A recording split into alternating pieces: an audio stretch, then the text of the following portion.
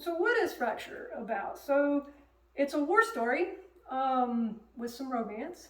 It's in space, of course, and space opera. And basically, there are these invading forces that are coming in, and they're just decimating the Brillians, and they don't, you know, they have to turn into warriors in order to fight these invading forces off.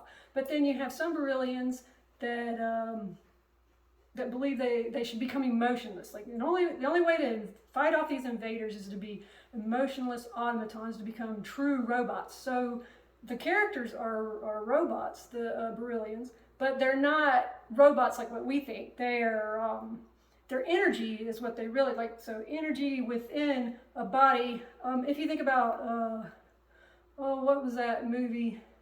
Cocoon in the 1980s. You know how they were energy beings and they were in organic bodies, you know, of course human, and they would, you know, zip out of them as if it was like a human suit. So think of it as something similar. Their energy within, but the only way to contain the energy is within robotic bodies. They can't be in organic bodies, or they'll burn up. But they have emotions just like humans, but they're brilliant, so not exactly like humans, you know.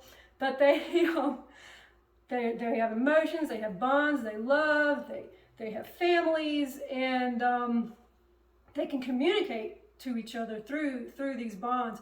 But there's also a group of Brillians that thinks that, well, if we can get rid of all these emotions and all these bonds, then we can repel the enemies. We can become true war machines and repel the enemies. But then lots of Brillians don't agree with that. So it turns into a civil war about, you know, at first they're okay, we have to repel these enemies, but now because of this internal struggle they're having in order to accomplish that, now they're fighting amongst themselves. So that's basically what the Fracture War is about.